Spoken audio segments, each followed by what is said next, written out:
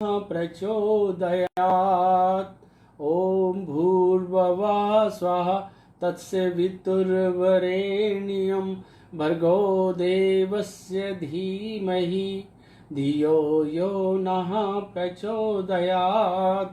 ॐ भूर्भुवः स्वः तत्सवितुर्वरेण्यं भर्गो देवस्य धीमहि धियो यो नः प्रचोदयात्। मित्रों नमस्कार। नेमा दर्पण काव्यांजलि पटल पर हम आज बड़े दुखी मन से एकत्रित हुए हैं। 3 दिन हुए।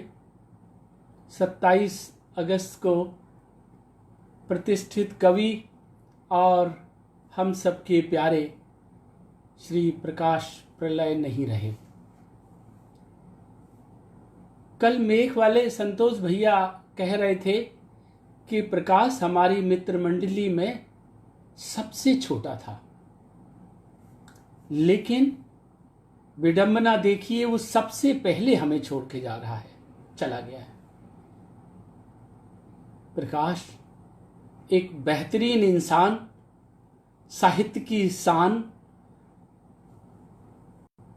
समाज का सम्मान और अपनी जन्मभूमि मेघ का अभिमान था। प्रकाश अकेले ऐसे नेमा कवि थे जिन्हें राष्ट्रीय और अंतर्राष्ट्रीय स्तर पर इतनी ख्याति मिली थी, इतना आदर मिला था, सम्मान मिला था। उनका जाना पूरे नेमा समाज, साहित्य और संस्कृति की बहुत बड़ी क्षति है। आज नेमा दर्पण पटल पर हम बहुत दुखी मन से उन्हें याद कर रहे हैं। उनके विराट व्यक्तित्व का एक झलक जान रहे हैं, देख रहे हैं। उन्हें पुनर्पाठ उनका व्यक्तित्व का कर रहे हैं और उन्हें अपने श्रद्धा सुमन अर्पित करना चाहते हैं।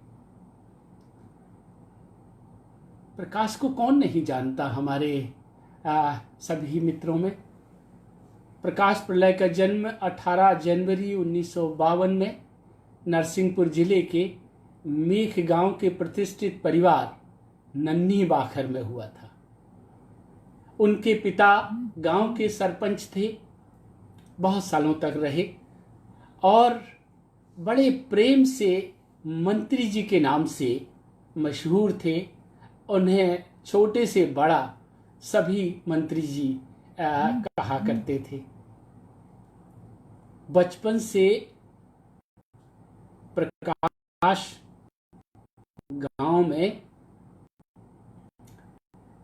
उनके परिवार में सबसे बड़े राजेंद्र गुप्ता, रज्जू भैया हम जिन्हें कहते हैं, उनका संतोष नेमा बड़ी बाखर, रम्मू भैया और भी बहुत सारे नेमा, एक सम उम्र हम लोग, एक ऐसी प्रगाढ़ मित्रता थी, एक में ऐसी मित्र मंडली थी कि जिसमें प्रकाश हम सबका एक तरह से एक मनोरंजक था और हम सब एक जैसे सांस्कृतिक जो था वो प्रकाश था। मैं पिछले 70 साल के उस प्रकाश के साथ जो हमारा संबंध रहा है, वो जो मित्र मंडली बाल सखापन हमारा था, वो सबसे महत्वपूर्ण बात यही है कि वो आज तक वो बाल सखापन हमारा बना हुआ है, बना रहा और हम प्रकाश में वही बालपन लगभग देखा करते थे। और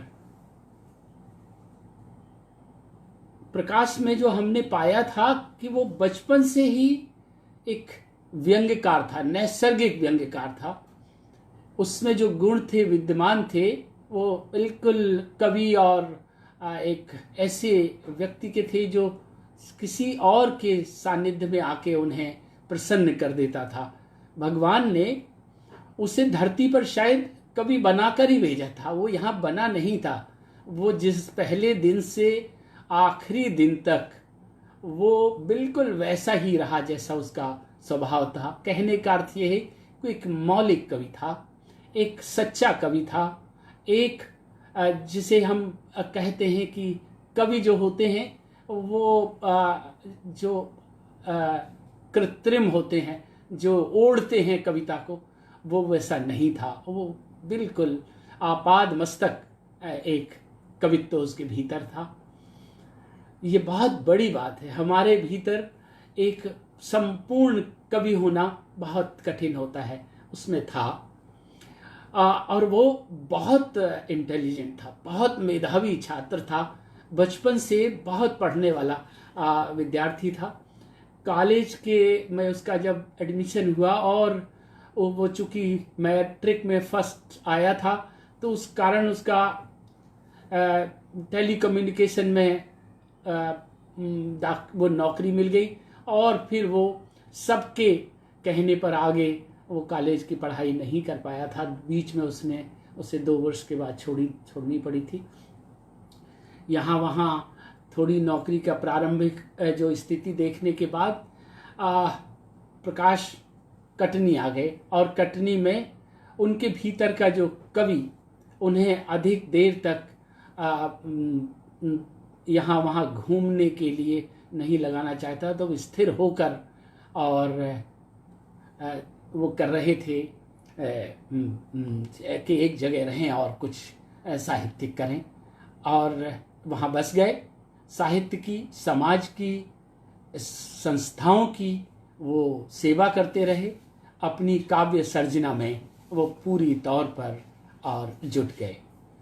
यहाँ एक बात मैं और बताना चाहता हूँ कि उनके भीतर जो समाज सेवा का एक जज्बा था, वो नेमा दर्पण परिवार और उनकी गतिविधियों से वो गहरे स्तर पर जुड़े हुए थे। उनकी रुचि थी हमेशा, और वे, जैसा मैं जानता हूँ, मेरे से भी और प्रभु भैया से भी वो पूछते रहते थे कि और आगे क्या करना है। एक तरह से वे नेमा दर्पण की साहित्यिक प्रकोष्ठ के परामर्शदाता भी थे, उसके एक स्तंभ थे और एक बहुत बड़ी ऊर्जा और प्रेरणा के स्रोत भी थे। मैं इस तरह से वो हमारे लिए, हमारे पूरे नेमा दर्पण परिवार के लिए वो बहुत अहम व्यक्ति थे। आज उनका यहाँ ना होना हम लोगों को सबसे ज़्यादा साल रहा है। उनके बारे में बता रहा था कि उन्होंने जब कटनी में सेट हुए तो सबसे नज़दीक मैहर में उन्होंने 1980 में पहला कवि सम्मेलन माता शारदा के मंदिर के चरणों में वहाँ पर किया, और तब से उनको ऐसा वरदान मिला कि वे निरंतर लोकप्रियता के ऊंचे ऊंचे शिखर पर चढ़ते गए। और एक और जो महत्वपूर्ण बात थी कि कटनी में एक दैनिक अखबार में वो कई वर्षों से एक क्षणिका का नियमित प्रकाशन उस दैनिक अखबार में करते रहे आज तक। तो इससे उनकी साहित्यिक सक्रियता और उनके भीतर की सृजनात्मक शक्ति का, सामर्थ्य का भी पता चलता है। उनके 10 कविता संग्रह आए: कलमबम, उठापटक, प्रलय प्रपंच, प्याले में प्रलय, करेला नीम चढ़ा, पुलिया कमजोर है, सैया भय कोतवाल, खींचतान, जले पर नमक, और 10वां संग्रह प्रलय पुराण, जिसका अभी हाल ही में भोपाल में राष्ट्रीय जन परिषद के संस्था के माध्यम से लोकार्पण हुआ। यह संग्रह वास्तव में उनकी रचनात्मकता का चरमोत्कर्ष है। यदि उनका बहुत सारा साहित्य अभी अप्रकाशित है, लेकिन इनकी रचनाओं से उनकी श्रेष्ठ साहित्यिक जो उनकी शक्ति है उसका पता चलता है। उन्होंने देश के हर राज्य में, हर जगह कविता पाठ किया। विदेशों में भी वे अनेक देशों में जाके, संस्थाओं में जाके कविता पाठ किया। वहाँ की संस्थाओं में वहाँ की सरकारों ने उनको बुलाया, सम्मानित किया। और ये सब हमारे लिए एक बहुत बड़े गर्व की बात है, समाज के लिए गर्व की बात है, मेघ के लिए एक बहुत बड़ा अभिमान है कि हमारा जो एक कवि, उसने पूरे वहाँ से निकल के पूरे संसार में एक खुशबू, एक रोशनी अपनी तरह की फैलाई। आकाशवाणी, दूरदर्शन, ईटीवी, जीटीवी और बहुत सारे चैनल में उसके काव्य पाठ आए, उसके कार्यक्रम आए। और अभी वे यहाँ एक अंतर्राष्ट्रीय जो जन परिषद है उसके प्रांतीय सचिव के रूप में बहुत सक्रियता से काम भी कर रहे थे, और साथ में उनका लेखन भी गति पकड़ रहा था। अचानक वो बीमार हुए, लगातार बीमार होते रहे, और हम किसी तरह से उससे वो निकल नहीं पाए। उन्हें अनेकों सम्मान मिले। जो उनकी जो लेखन है, उनकी जो कर्मठता है, जो उनकी सतत साहित्य और कविता के प्रति जो एक समर्पण है, उसकी मान्यता के रूप में उन्हें राष्ट्रपति के हाथों से एक पुरस्कार मिला। अनेक राज्यपालों ने उन्हें सम्मान प्रदान किए। अनेक महत्वपूर्ण केंद्रीय मंत्रियों ने जो उनके विभाग हैं, उनकी ओर से प्रकाश प्रलय को सम्मानित किया। ये जो सम्मान है, ये वास्तव में उनके लेखन को मिली हुई वह मान्यता है। हम सब आज उस मान्यता को एक तरह से स्वीकार करते हैं और उन्हें इसके लिए नमन करते हैं, अभिनंदन करते हैं। उनके व्यक्तित्व के बारे में चूँकि जो लोग उनसे जानते हैं वो तो ये सब इसका समर्थन करेंगे जो मैं आपको बताना चाहता हूँ, लेकिन जो लोग नहीं जानते हैं वो जाने कि वो एक बहुत बड़ा व्यक्तित्व था। प्रकाश प्रलय, जिसे हम एक हास्य कवि के रूप में आप जानते हैं, उसके भीतर एक बहुत महान एक इंसान था। और वो इतने एक उनकी जो आकर्षण उनके भीतर था, वो आकर्षण था सादगी, सरलता, सहजता, एकदम मिलनसारिता। आप कोई भी जिससे मिले वो उसका अपना हो जाना, ये बहुत बड़ी बात है। और इस सादगी की तो जैसे मूर्ति ही थे। उनका हंसमुख चेहरा और सहज भाव वो हर किसी का चहेता, उसको चहेता बना देता था। और ये माना भी जाता है, कहा भी गया है कि जो ऐसे व्यक्ति होते हैं उनके मन में कहीं कोई गांठ नहीं होती, कोई छद्म नहीं होता, कोई दुराव नहीं होता, एकदम पारदर्शी होते हैं और बेहद आत्मीय होते हैं। ऐसे लोग आपकी संबंध उनसे होना एक तरह की बहुत बड़ी मतलब आपकी धरोहर होते हैं। मैं चूँकि बचपन से उनका मित्र, बाल सखा, साथी और लेखन में भी उनका साथ रहा। हम लोग बात में घंटों घंटों करते थे। उनके व्यक्तित्व के भीतर का जो सौंदर्य है, उनके भीतर की जो सुंदरता है, उसको मैं बहुत अच्छी तरह से जानता था तो और पहचानने की कोशिश करता था उस सुंदरता को जो लोग संभवतः नहीं देख पाते हैं।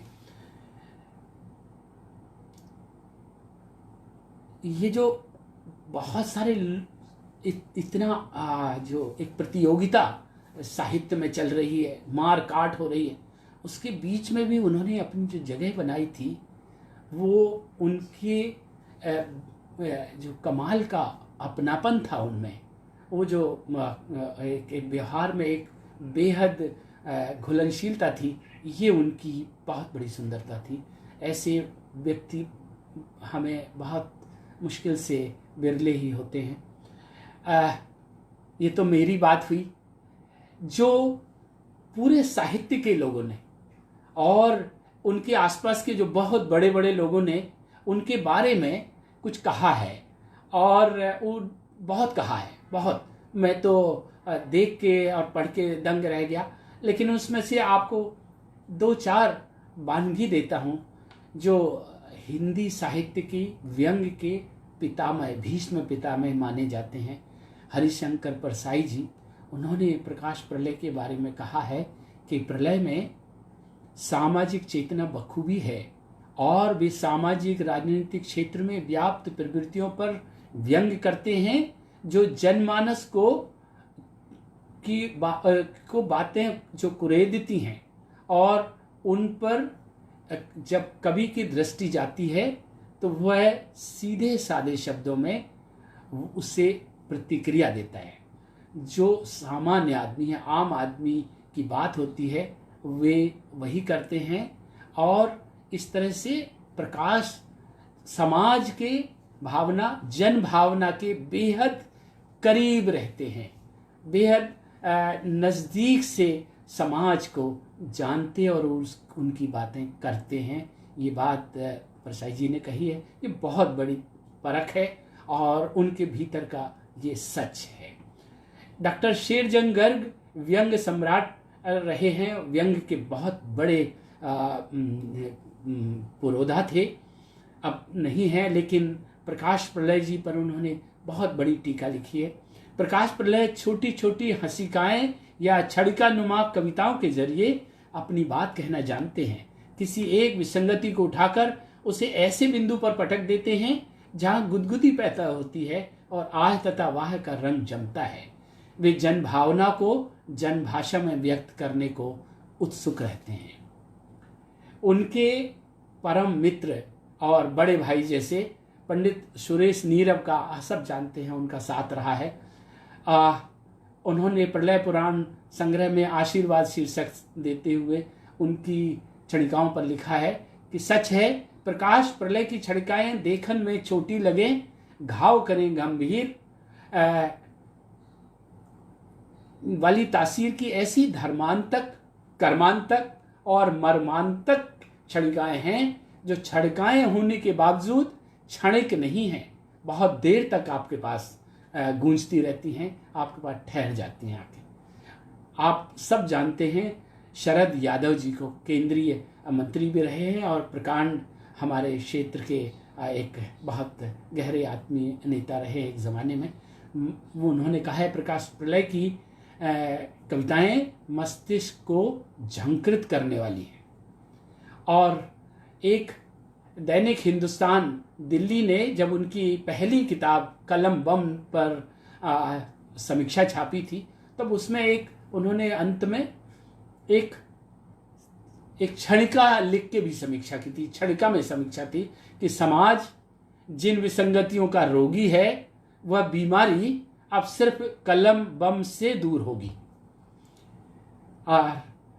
कटनी के जो अखबार जिसमें वो रोजाना वो लिखते हैं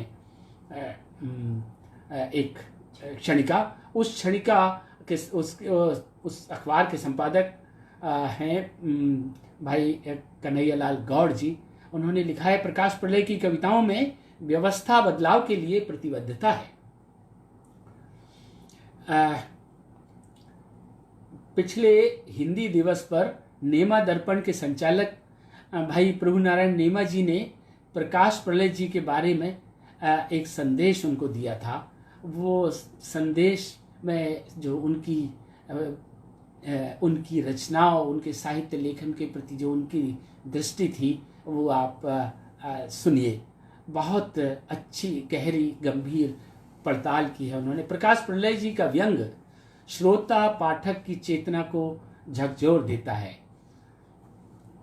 उनके व्यंगों में सामाजिक राजनीतिक विद्रूप को उजागर करते हुए समाज की विकृत व्यवस्थाओं पर कड़ा प्रहार होता है, किंतु शालीन शैली में मर्यादित हास्य के साथ। उनके उदात्त व्यक्तित्व की भांति ही उनकी काव्य व्यंजनाएं भी अत्यंत विस्तृत और बहुआयामी हैं, जिनसे समाज के लोक मंगल की भावना अभिव्यक्त होती है। प्रलय जी की रचना धर्मिता प्रदेश तथा देश की सीमाओं को लांघते हुए विदेश तक जा पहुंची है। वे सिंगापुर, नेपाल, मॉरिशस आदि में भी काव्य पाठ कर चुके हैं। समसामयिक विषयों पर तत्परता से तात्कालिक लेखन की अनोखी प्रतिभा के धनी श्री प्रकाश प्रलय जी लेखन प्रकाशन से मंच और मंच संचालन तक अत्यंत सहज और सरल स्वभाव के साथ निरंतर लघुता से प्रभुता की ओर अग्रसर हैं। मेरे और मेरे परिवार के साथ ही संपूर्ण नेमा दर्पण परिवार की ओर से हिंदी दिवस पर उन्हें शुभकामनाएं। ये लिखा है। उनके निधन पर फेसबुक पर गीतांजलि गीत ने लिखा है, जो उनकी एक कवित्री हैं। कटनी का प्रकाश आज दिव्य पथ पर विलीन हो गया। व्यंग व छड़िकाओं के माध्यम से अपनी पहचान बनाने वाले श्री प्रकाश प्रलय जी सदा याद किए जाएंगे। वर्तिका संस्था जबलपुर के संयोजक विजय नेमा अनुज ने अपने फेसबुक पोस्ट पर लिखा है कि अंतर्राष्ट्रीय क्षितिज का मंचीय व्यंग्यकार, शब्दों के जादू से रोते हुए को हंसाने वाला कवि प्रकाश प्रलय के निधन से नगर के साहित्यिक जगत में शोक है और सबको उनका जाना अखर गया है। हम सब राष्ट्रीय जन परिषद, जिसके वो एक सचिव थे, श्री आनंद सराफ जी ने लिखा है कि हम सबके मार्गदर्शक, अपनी हास्य रचनाओं के लिए देश के प्रख्यात कवि, जन परिषद परिवार कटनी के सूत्रधार, एक नेक दिल, खुश मिजाज, हर दिल अजीज आदरणीय प्रकाश प्रलय जी का यूं चले जाना कटनी के लिए अपूर्णीय क्षति है। उनके परिवार की अग्रज किंतु बाल सखा राजेंद्र गुप्ता रज्जू भैया ने बताया कि प्रकाश के जाने से मैं हिल गया हूँ। बचपन से ही हमारे परिवार में वह सबका प्यारा लाडला था। वह मेरा भतीजा कम मेरा मित्र ज़्यादा था। मेघ स्कूल से ही हमारा लगातार संपर्क रहता था। मेघ से वह और मैं रायपुर फिर मुंबई में होते हुए भी कभी हम में दूरी नहीं हो पाई। वह बचपन से ही मजाकी खुश मिजाजी उसके स्वभाव में रही है। छोटी छोटी बातों को भी वो इतना आकर्षक बनाने की उसमें अद्भुत क्षमता थी, कला थी कि और कविता करना शायद उसकी एक विशेषता थी बचपन से ही। हाँ, उसे एक्टिंग का, संगीत का, इसका भी बहुत प्रारंभ से ही बड़ा शौक था। वो राजेश खन्ना की बड़ी अच्छी एक्टिंग किया करते थे। उनकी कॉपी कर मतलब एक्टर्स की और अभिनेताओं की कॉपी करना संभवतः उनको एक नैसर्गिक गुण बना हुआ था। उनकी अभिनय क्षमता जो है वो मतलब अद्भुत थी। हम सब ताजुब करते थे कि इतना इसमें टैलेंट है, और वो अपनी मुस्कुराहट से पूरे गांव के लोगों को अपना बना लिया करते थे।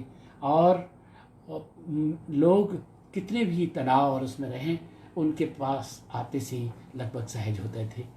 ये उनके परिवार के भी उनके चाचा हैं, लेकिन हम सब की एक मित्र मंडली थी, बाल सखा, और एक ऐसा वातावरण वहाँ रचनात्मक वातावरण मेघ में था। संभवतः उसी का परिणाम है कि वहाँ से बहुत सारी प्रतिभाएं, बहुत सारे विशेषज्ञ, बहुत सारे अच्छे व्यक्तित्व बाहर निकले हैं। तो इनमें से प्रकाश प्रलय एक हमारा प्रतिनिधि था। उनके एक और बाल सखा संतोष कुमार नेमा ने बताया कि प्रकाश तो बचपन से ही बहुत चुलबुला था। हास्य उसका जन्मजात गुण था। लोगों को हंसाने की कला उसने कभी सीखी नहीं थी, बल्कि उसके स्वभाव का एक मौलिक गुण था। तुकबंदी तो वो यूं ही कर लेता था, दो दो चार चार लाइनें बना के सुनाना और हंसाने में उसे बेहद आनंद आता था। इसलिए वो हम सबका भी प्यारा था, पूरे गांव का भी वो लगभग प्यारा था। बड़े बुजुर्गों को पटाने में दोस्तों जैसा व्यवहार करने में वो ना तो झिझकता था और ना ही उसे बड़े छोटे का कोई वो था। और वो इसीलिए हम सबसे ज़्यादा बुज़ुर्गों के पास जाने वाला प्रकाश ही हुआ करता था।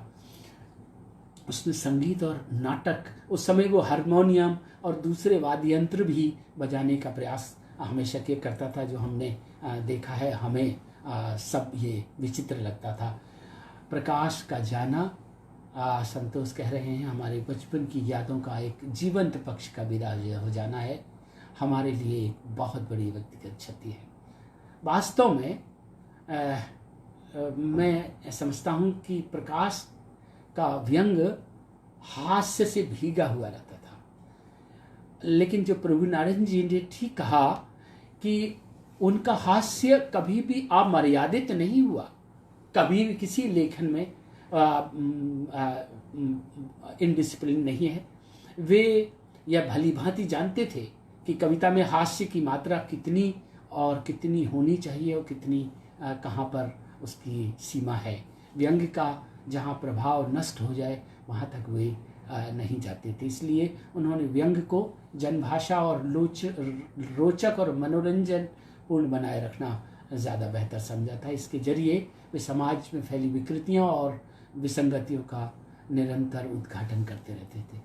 स्वयं प्रकाश के काव्य सरोकार जो है वो बार बार अपनी किताबों में स्पष्ट करते थे। मैं उनकी अभी ताज़ा किताब आई है, उसमें वो अपनी भूमिका में लिखते हैं, सुनिए कि वो उनकी कविता के सरोकार क्या थे, वो कविता से या अपने इस प्रोफेशन से क्या चाहते थे।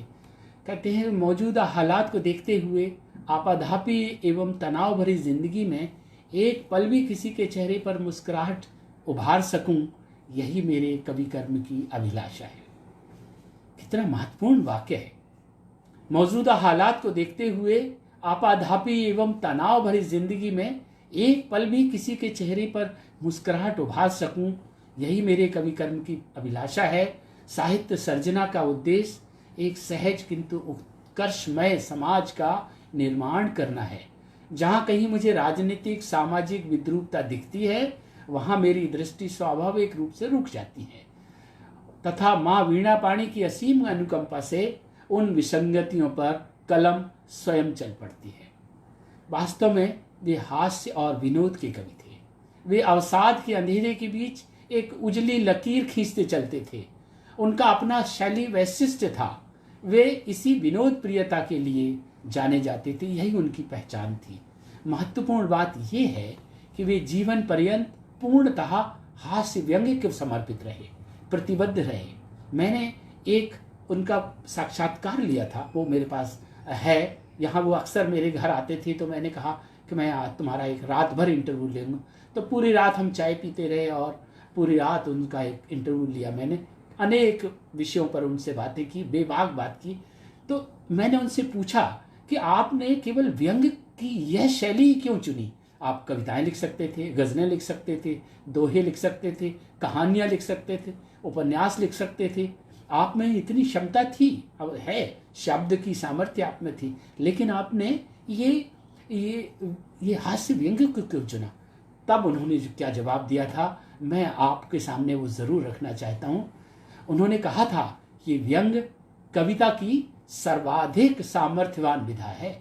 समीप, यह साहित्य का प्राण है। यह एक ऐसी विधा है जिसमें अनेक विधाओं का स्वाद शामिल हो जाता है। इसमें कविता भी होती है, कहानी भी आ जाती है, निबंध भी है और आलोचना के तत्व भी इसमें निहित होते हैं। इसलिए मुझे व्यंग्य सबसे ज़्यादा प्रिय है। ये उनका उत्तर सुन के मैं अवाक रह गया था। और ये एक सांस में उन्होंने कहा था। उनके अनुसार व्यंग्य का बहुत महत्व है। व्यंग्य वास्तव में दुख हरण साहित्य है, ये उनका शब्द है। देखिए, व्यंग्य वास्तव में दुख हरण साहित्य है। कुछ क्षणों के लिए ही सही व्यक्ति तनाव को भूल जाता है, लेकिन ये रचना केवल हंसाती नहीं है बल्कि नई चेतना भी जगाती है। कभी ठिठोली करती है तो कभी व्यंग्य बाण से लगातार आक्रामक हो जाती है, कभी चटकारे लेती तो कभी सजग करती है। यह बेहद जिम्मेदारी भरा कर्म है। व्यंग लिखने के लिए जनमानस से जुड़ना बहुत ज़रूरी होता है, क्योंकि कवि समाज के सभी क्षेत्रों से व्यंग के विषय चुनता है। उनका कहना था कि व्यंग एक शाश्वत विधा है, समाज को जागृत करना, व्यवस्था विरोध बदलाव का कारगर हथियार बनाना जब जब भी होगा तब तब हास्य व्यंग की हमें ज़रूरत पड़ेगी, और इससे ही ये काम साहित्य में हो पाएगा। व्यंग के प्रति इस निष्ठावान समर्पित कवि को मैं प्रणाम करता हूँ, और अंत में उन्हें स्मरण करते हुए उनकी एक दो क्षणिकाएँ आपके सामने प्रस्तुत करता हूँ, जिन्हें वे शब्दिकाएँ भी कहा करते थे।